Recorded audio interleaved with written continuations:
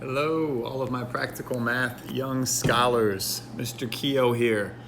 I've been meaning to make you a quick video about opportunity cost and SMART goals and really our first unit. That will be all the information on our quiz next week, our first quiz of the year.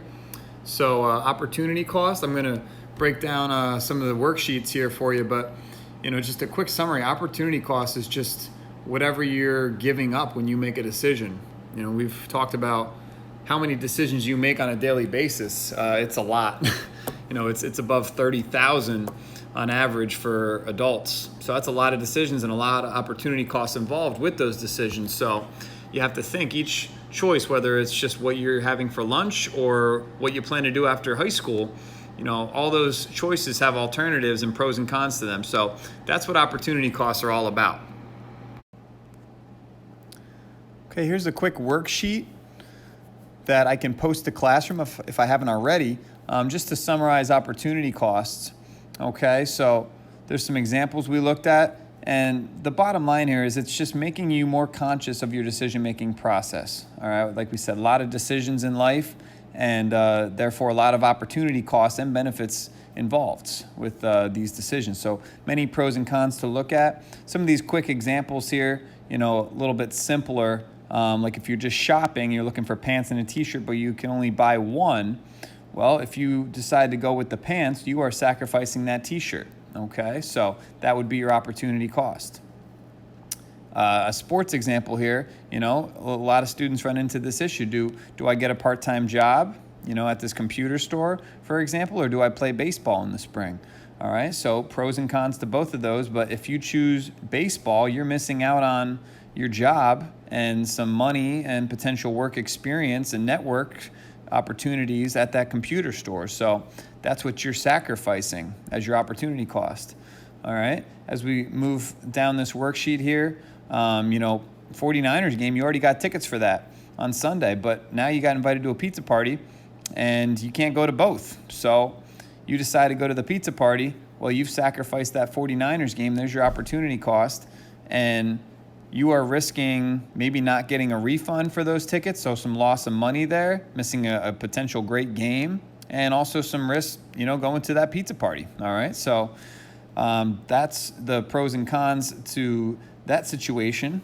All right, and then a popular debate here is what to do after high school. Okay, if you choose to attend college, well, you're probably going for some of these reasons listed below. All right, so those are some benefits of college. Getting your degree, right? You're investing in your future, even though it's going to cost some money, unless you have a full scholarship, which is awesome. But you're hoping to get that employment rate, higher employment rate, so you can guarantee yourself a job. All right, and potentially earn more than just a high school graduate would in your lifetime. Okay, so that's what the statistics. That's what they claim, all right? So you can explore career options in college, you can network, you have the social aspect of it, and sometimes it's just good to get away and have a new location, a fresh new start, if you will, all right? And some opportunity costs involved with college would be, well, the paying of the college tuition for 4 or 5 years, however long it costs or however long it takes you to get through college, where your alternatives could be a gap year to figure out, do you want to just go straight to work? Do you want to go to a trade school? Just kind of get your life figured out, all right? So also friends and family missing out on that time if you go away to college for 4 years, especially if you're going far away. So those are the things to weigh there, the benefits and the costs when making that decision. So this was a fun activity we did in class. It's called Roll Out Your Future. So we just took some dice and we started rolling out our future, and if we landed on 1 and 2, we just cross them out as we go. All right, so you just roll the dice. Just keep rolling the dice here until we run out of options. So you have 1 remaining. All right, so for sake of time here, let's say apartment got crossed off, and let's say we ended up with a nice house. Congratulations. All right. So you would do that for each of these 7 categories. If you don't have dice at home, that's okay. You can maybe find an app on your phone to do that, or you can skip that activity entirely. I'm more concerned about the letter to your future self. This was just a fun activity to see, what the dice had your future rolled out to be. So the nice thing in life is you don't have to rely on dice. You can actually set goals and plan out your future. Sure, there's some, breaks that you need to get along the way and some luck involved, but for the most part, with some good planning and goal setting, then you can achieve, the future that you want for yourself. So in this letter to your future self, you need to discuss 5 of those 7 categories for where you see yourself in 5 years, okay? Where you think you'll be living, the type of job you might be having, housing situation, family, all that good stuff, all right?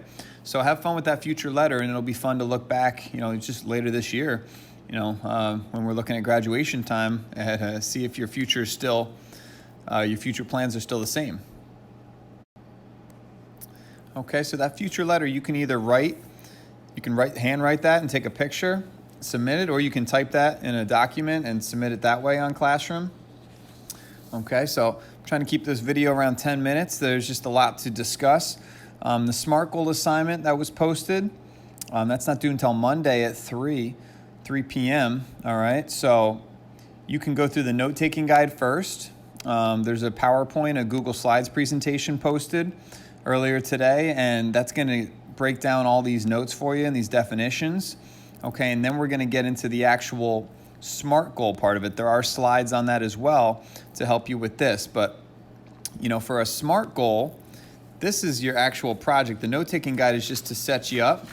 Okay, on the back here is your actual project that you can feel free to print out. Okay, or once again do this on some sort of a Google Doc that you can share. All right, for the virtual students.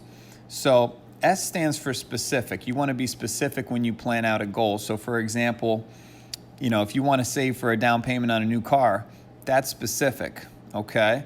And M is measurable. So that's the actual amount. So that's when it gets a little mathematical. So you want to save $5,000 for a down payment. So now we know exactly how much we need to save. Attainable is how you're going to do that. Okay, it has to be an attainable goal. So if you put away $200 from each paycheck, well, now we know a plan. We can figure out how many paychecks it's going to take until you have that $5,000. R is realistic. Just like we talked about with opportunity costs, right? We have to give some things up in order to get other things, So to achieve this goal, we might have to sacrifice spending that extra $200 every month on entertainment, okay? Or, maybe your Starbucks lattes, all right? So you have to give something up, all right? And then time bound is very important as well. It has to be a specific end goal. You have to have a specific time bound set for this, because if you just say, I'm going to do that eventually, you might not ever get there. But if you say, I'm going to meet my goal in 25 months by October 2021, okay, well, that's a specific time bound. And now we know, okay, the clock's ticking. We're going to get that goal completed and achieved by then. So you're going to tie that all together into a goal statement, which you'll see in the PowerPoint as well. And that's it. So you're going to, you don't have to necessarily do an entire poster board, okay, as I've done in class in the past, but feel free, if you're artsy, if you like crafts, you can get a timeline, created with markers, colored pencils, whatever you have at home, and feel free to take a picture to submit that. Okay, but I'm more concerned with this part, just the actual understanding of what a SMART goal is and what your specific goal will be. So you're gonna create your own SMART goal by writing each piece out, and then the final goal statement is where you tie it all together.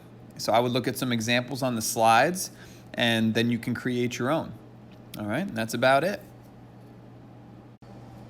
So I hope that helped clarify some of these assignments for any virtual students or anybody who was absent.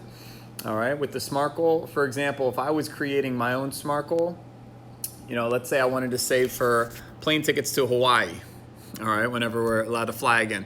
So if I need to give that a measurable amount, so if I said I need $2,000 saved for these plane tickets for a round trip, all right, so I don't get stuck stranded in Hawaii, not that that would be the worst place to be stranded, but let's say $2,000 for round trip tickets, okay, and I'm going to do that by putting, an extra $100 aside each paycheck. That's my attainable part. Realistic, well, I'll give up my Dunkin' Donuts. All right, I'll give up my Dunkin' Donuts beverages and food items. All right, so I think that's worth it for me. Opportunity cost. I can sacrifice some donuts in order to go to Hawaii. All right, and then time bound.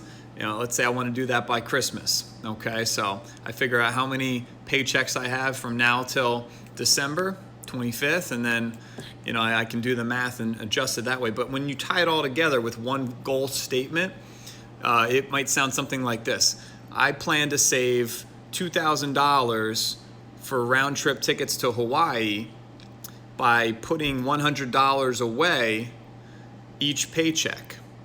I will achieve this goal by sacrificing my Dunkin' Donuts coffee and donuts by Christmas. You can make it sound nice and put the words together. I teach math, so I'm not great with wording, but so something like that. I plan to achieve this goal by December 25th, by giving up some Dunkin' Donuts sweets. All right, so that's pretty much it for your SMART goal. So have some fun with it. Make it something realistic to your life right now, something you might actually be saving up for, or a goal you want to achieve. All right, and then just happy goal setting. All right, hope this helps. Enjoy the weekend, everybody. Take care.